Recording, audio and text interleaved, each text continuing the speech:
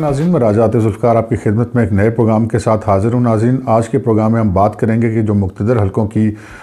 بات چیت میاں نواز شریف صاحب سے آف دی ریکارڈ دیگر جو ذرائع ہیں ان کے ذریعے ہو رہی ہے، اس میں کیا اب تک پیش رفت ہوئی ہے، اس میں نئی تبدیلیاں کیا ہیں، نئی پیشکش میاں نواز شریف صاحب کو کیا کی گئی ہے، اور کیا میاں نواز شریف صاحب کے موقف میں کوئی اس حوالے سے تبدیلی آئی ہے یا نہیں آئی ہے۔ دوسرا ہم بات کریں گے کہ جو عمران خان حکومت ہے اس کو کس قسم کے اشارے ملنے شروع ہیں، ان کا کس قسم کا رد عمل سامنے آ رہا ہے، اور اب مزید جو پشاور کا جلسہ ہے اس سے قبل کیا کیا صورتحال تبدیل ہو سکتی ہے۔ تیسرا ناظرین، ہم بات کریں گے کہ جو امریکہ کا الیکشن ہوا ہے اور ڈونلڈ ٹرمپ کے بارے میں یہ دکھائی دے رہا ہے کہ وہ تقریباً الیکشن ہار چکے ہیں، اس کے اثرات عمران خان کی حکومت پر کیا مرتب ہوں گے۔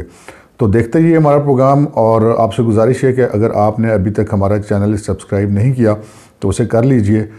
تاکہ آپ کو ہماری تمام تر جو معلومات اور نئے پروگرامز ہیں وہ بر وقت موصول ہو سکیں۔ تو ناظرین، ہم نے آپ کو اپنے پچھلے پروگرامز میں جو بیک ڈور رابطے ہو رہے تھے میاں نواز شریف صاحب سے، اس کے بارے میں ہم بتاتے رہے کہ کس کے ذریعے سے رابطے ہوئے،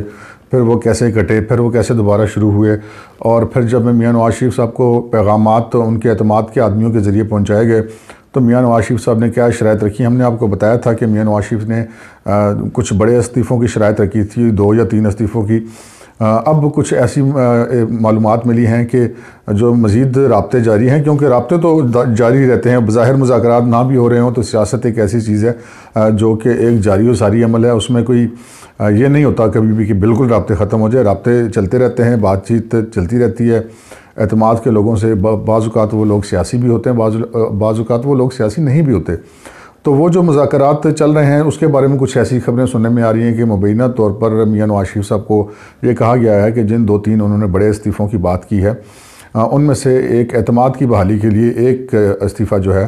وہ پیشگی طور پر دیا جا سکتا ہے، جس کے بعد میاں نواز شریف بیٹھ کر ٹیبل پہ مذاکرات کریں اور پی ڈی ایم کی قیادت اور جو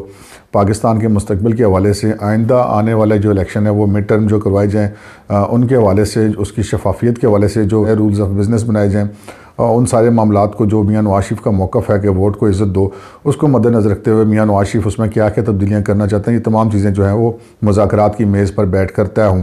لیکن اس مذاکرات کی میز پر بیٹھنے سے پہلے جو میاں نواز شریف نے شرائط عائد کی تھی، ان میں سے ہم یہ کہہ سکتے ہیں کہ 33%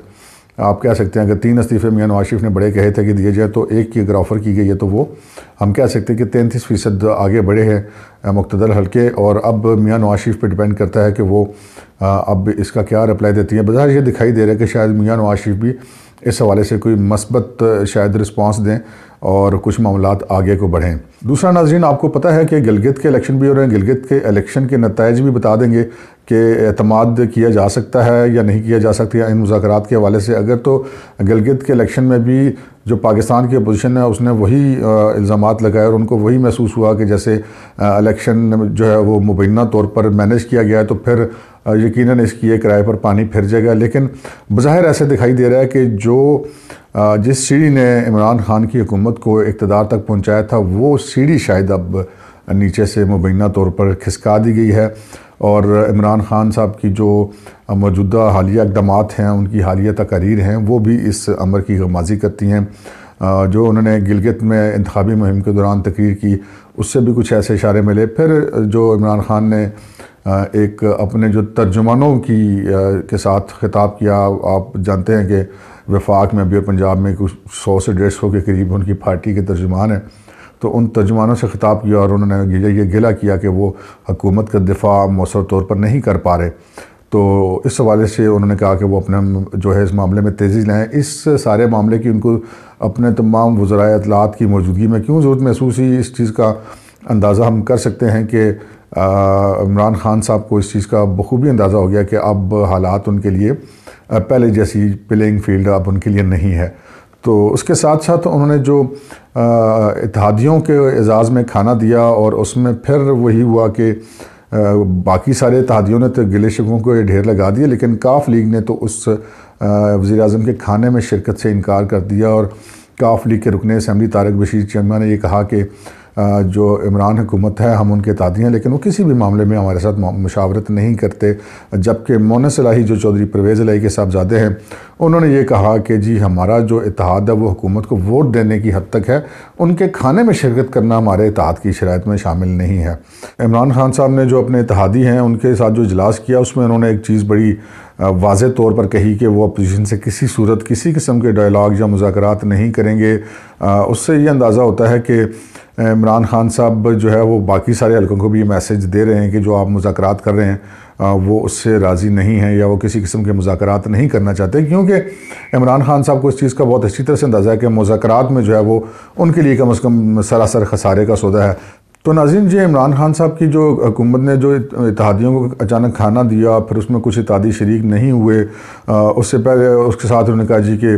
مذاکرات ہم اپوزیشن سے نہیں کریں گے، اور اس سے پہلے انہوں نے اپنے ترجمانوں کا اجلاس بلایا اور ان سے گلے شکوے کیے کہ آپ نے یہ سارا کچھ کیا۔ پھر وزرائے اطلاعات جو ہیں پنجاب میں اور وفاق میں انہوں نے پھر اس میں کچھ تبدیلیاں کی۔ اس سے یہ لگ رہا ہے کہ وہ کنفیوزڈ ہیں اور ان کو کچھ سمجھ آ رہی ہے کہ معاملات ان کے ہاتھ سے نکل رہے ہیں، اور ان کا لیکن بہت زیادہ فوکس جو ہے وہ حکومت کی کارکردگی سے زیادہ جو ہے وہ وزرائے اطلاعات اور ترجمانوں کی کارکردگی کی طرف زیادہ ہو رہا ہے کہ وہ شاید پراپیگنڈا پہ زیادہ ڈیپینڈ کرنا چاہتے ہیں بنسبت کارکردگی کے۔ ان ساری صورتحال کے پیش نظر ہم کہہ سکتے ہیں کہ پشاور جو جلسہ ہونا ہے اپوزیشن کا اس سے پہلے گلگت بلتستان کا الیکشن بھی ہو جائے گا۔ یہ جو آہستہ آہستہ صورتحال سیاسی منظرنامہ تبدیل ہونا شروع ہو گیا ہے، اس کے اثرات بھی سامنے آ جائیں گے، اور کچھ حد تک یہ بھی اندازہ ہو جائے گا کہ جو میاں نواز شریف صاحب سے مقتدر حلقوں کے جو مذاکرات ہیں، آف دی ریکارڈ ڈائلاگ ہے، وہ اگر مؤثر ثابت ہو گیا ہے تو کچھ مزید بھی ہم کہہ سکتے ہیں کہ جو سیم پیج والی خلیج ہے وہ اب جو بظاہر نظر آ کے بن چکی ہے وہ شاید وقت کے ساتھ ساتھ ہمیں مزید بڑھتی ہوئی نظر آئے گی۔ تو پشاور جلسے سے قبل پاکستان کے سیاسی منظرنامے پہ بہت بڑی بڑی تبدیلیاں ممکن ہیں۔ اب ناظرین ہم بات کرتے ہیں کہ جو امریکہ کا الیکشن ہے اس کے پاکستان میں کیا اثرات مرتب ہو گئے۔ ناظرین ٹرمپ الیکشن جیتتے ہیں یا جو بائیڈن الیکشن جیتے ہیں، پاکستان کے حوالے سے امریکہ کی جو پالیسی ہے اس میں قطعاً کوئی تبدیلی نہیں ہوگی، لیکن پاکستان کے حوالے سے تبدیلی میں اور پاکستان کے حوالے سے امریکہ کی پالیسی میں اور پاکستان کی موجودہ حکومت کے حوالے سے پالیسی میں یہ دو مختلف چیزیں ہیں۔ جو بائیڈن کے الیکشن جیتنے کے بعد جو عمران خان صاحب کا خیال تھا کہ مبینہ طور پر وہ روز ویلٹ ہوٹل ٹرمپ صاحب کی خواہش کے مطابق، چونکہ ٹرمپ صاحب ایک بہت بڑے بزنس مین ہیں، ان کو وہ کچھ سستے داموں دیکھ کر اپنی حکومت کے لیے کوئی ہمدردیاں حاصل کر لیں گے، تو وہ اب شاید ہونا ممکن نہیں رہے گا، کیونکہ ٹرمپ صاحب اگر الیکشن آ جاتے تو وہ پھر تو سارے کی یہ کرائے پہ پانی پھر جائے گا۔ تو یہ ہم کہہ سکتے ہیں کہ اللہ کا شکر ہے کہ وہ الیکشن ہونے سے پہلے ہی وہ کہیں ہوٹل ان کو نہیں دے دیا گیا، ورنہ ان کو ملنا بھی کچھ نہیں تھا، ہوٹل بھی ہاتھ سے جانا تھا۔ تو آج کے پروگرام میں اتنا ہی ناظرین،